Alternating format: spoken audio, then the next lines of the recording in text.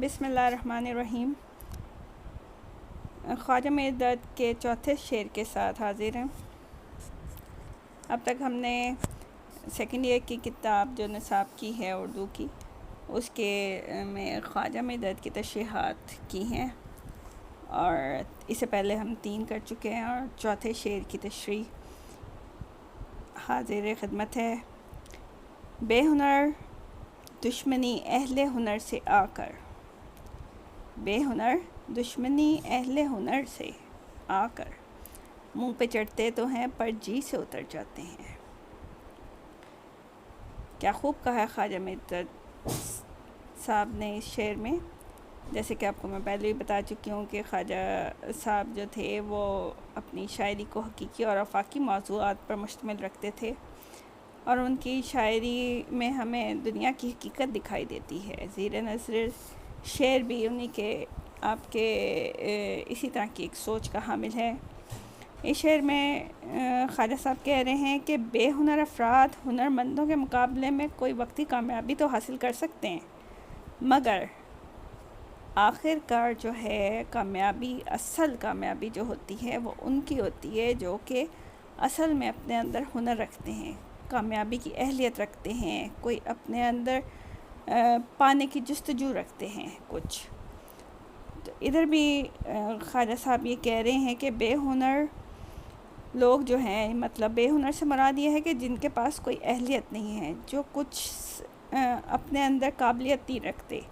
جن کے اندر صرف اندھیرا ہے، کچھ حاصل کرنے کی جستجو نہیں ہے، لیکن اصل میں تو ان کے اندر کوئی ہنر نہیں ہے، لیکن وہ چاہتے ہی ہیں کہ وہ ہنر مندوں کا مقابلہ کریں، جن کے پاس قابلیت ہیں ان کے آگے اس طرح کا دکھائیں کہ جیسے وہ ان سے زیادہ کامیاب ہیں، ان کے اندر ان سے زیادہ اہلیت ہے، وہ اصل میں ان کی کامیابی سے جل رہے ہوتے ہیں، حسد کر رہے ہوتے ہیں، اور حسد کی آگ میں جل کر وہ اپنے آپ کو اس طرح کا بنا کر پیش کرنے کی کوشش کرتے ہیں کہ ہمیں ان سے زیادہ قابلیت ہے۔ تو زیر نظر شعر میں خواجہ صاحب کہہ رہے ہیں کہ جس طرح کائنات میں اندھیرا، روشنی، علم، جہالت، حق، باطل، دن، رات وغیرہ سب چیزیں الگ الگ ہیں، اسی طرح ہنر مند اور بے ہنر دونوں ایک جیسے نہیں ہو سکتے۔ دونوں کی سوچ، دونوں کی زندگی گزارنے کے طریقے، دونوں کے اعمال، دونوں کا رہن سہن، ہر چیز ان کی مختلف ہوتی ہے۔ بے ہنر لوگ جو ہوتے ہیں وہ کسی طرح کی خوبی سے محروم ہوتے ہیں، تو وہ اپنے آپ کو بہتر بنانے کے بجائے یہ نہیں کوشش کرتے کہ اپنے اندر اس قابلیت کو حاصل کرنے کے لیے جستجو کریں، بلکہ وہ حسد کی آگ میں جلنے لگتے ہیں، اور طرح طرح کی چالاکیوں کے حربے استعمال کر کے وہ چاہتے ہیں کہ ہم دنیا کے سامنے اپنے آپ کو ان سے بہتر دکھائیں، کہ ہم میں جو ہے ان سے زیادہ قابلیت ہے، چاہے وہ ان کے عزیز ہوں، چاہے وہ ان کے دوستوں میں سے ہوں، چاہے وہ ان کے جاننے والے میں سے ہوں، کوئی بھی ہوں، ان کو یہ نہیں ہوتا کہ ان سے ہمارا کیا رشتہ ہے، بس حسد اور جلن کی آگ جو ہے ان کے چہرے کو مسک کر دیتی ہے، اور ان کی اصل کو پیچھے چھوڑ کے وہ عارضی طور پہ اپنے آپ کو کامیابی کی طرف لانے کی کوشش کرتے ہیں۔ اسی طرح اللہ تعالیٰ نے ایک جگہ ارشاد فرمایا ہے، کیا جاننے والے اور نہ جاننے والے برابر ہیں؟ اس کا کیا مطلب ہے؟ اس کا مطلب یہی ہے کہ علم والا اور بے علم دونوں برابر نہیں ہو سکتے۔ جو بے علم مطلب جس کے پاس کوئی ہنر نہیں ہے، علم نہیں ہے، کوئی جاننے کی جستجو نہیں ہے، وہ کیسے ایک اس شخص کے برابر ہو سکتا ہے کہ جو اپنے اندر علم رکھتا ہے، سوچ رکھتا ہے، سمجھ رکھتا ہے، قابلیت رکھتا ہے، کہ جس کو سمجھ ہے کہ اس نے کیسے آگے بڑھنا ہے، کیسے دنیا کو سمجھنا ہے، اور کیسے آخرت کی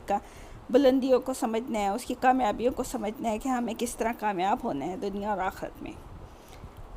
معاشرے میں جو ہے وہ ہر طرح کے لوگ پائے جاتے ہیں۔ اللہ تعالیٰ نے بہت سی انسانوں میں خوبیاں رکھی ہیں، کسی کو اللہ نے کسی چیز سے نوازا ہے، کسی کو کسی چیز سے نوازا ہے، کسی کو، لیکن سب برابر نہیں ہیں۔ کوشش کرنی چاہیے کہ ہمارے پاس اللہ نے جو قابلیت دیا ہے ہم اس کو اپنے اندر پہچانیں، اور اس ہنر کو پہچان کے اس کو ابھارنے کی کوشش کریں، اس کے لیے تگ و دو کریں، محنت کریں، اور اپنی خوبی کو دنیا کے سامنے لائیں، نہ کہ ہم دوسروں سے جلنے لگ جائیں کہ یہ اللہ نے اس کو کیوں دیا ہے، ہمیں کیوں نہیں دیا۔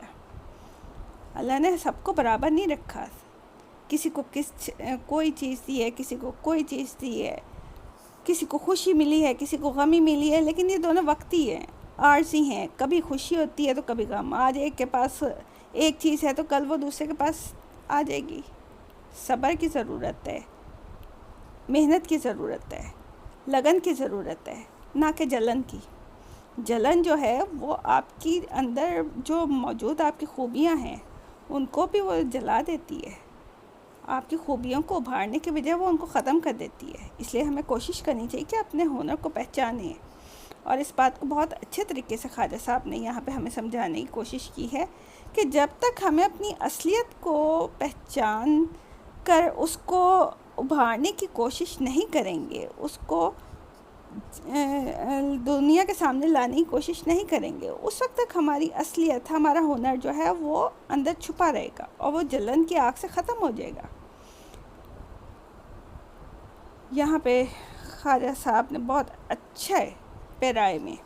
ایک بہت اچھے زندگی کے اصول کو سمجھایا ہے، اور کوشش یہ کرنی چاہیے کہ اس بنیاد کو ہمیں سمجھنے کی کوشش کرنی چاہیے کہ کیا ہے، حقیقت کیا ہے. جب لوگوں کو ان کی اصلیت معلوم ہوتی ہے تو وہ اپنے اندر اپنی اصلیت کو قائم رکھنے کی کوشش کرتے ہیں. مطلب یہ کہ جو بھی لوگوں کو اپنا اصلیت کا، اپنا ہنر کا معلوم ہوتا ہے تو وہ اس کو لوگوں کے سامنے لانے کی کوشش کرتے ہیں کہ لوگوں کے سامنے آئے اور لوگوں کو اس سے فائدہ حاصل ہو، کہ نہ کہ اس کو جلا کے ہم اپنا بھی نقصان کریں اور لوگوں کی نظروں میں بھی گریں. امید کرتی ہوں آپ کو یہ شعر سمجھ آیا ہوگا. بہت اچھا شعر ہے، اور اگر آپ کو اس کے تشریح کے لیے ہمیں اس کے کچھ اضافی اشعار بھی چاہیے تو وہ آپ کو نیچے ڈسکرپشن میں مل جائیں گے، آپ وہاں سے نوٹ کر لیجئے گا. اگر آپ نے یہ خواجہ مدحت کی غزل کا شعر نمبر 4 کی تشریح میں اضافی اشعار لکھنے ہیں تو آپ ڈسکرپشن میں آ کے وہاں سے نوٹ کر سکتے ہیں. شکریہ.